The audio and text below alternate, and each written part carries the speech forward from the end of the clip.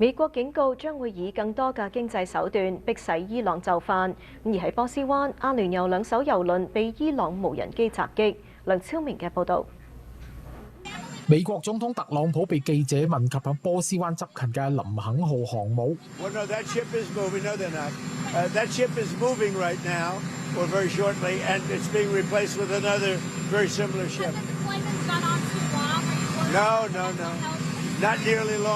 華盛頓號將抵達波斯灣接替林肯號封鎖伊朗港口，意味美軍將喺經濟上進一步加強對伊朗施壓，甚至不惜讓印太地區冇航母戰鬥群進駐。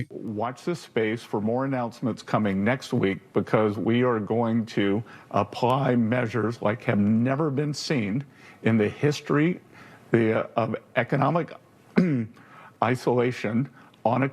美國將試圖動用更多經濟手段迫使伊朗就範，呢個同上星期兩國和議即將達成嘅說法相差甚遠。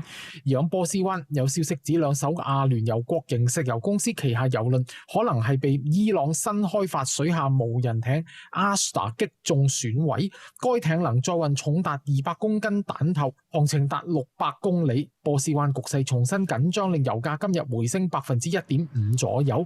美國副總統曼斯表示，維持油價處於低水平將係美國政府戰爭期間首要工作。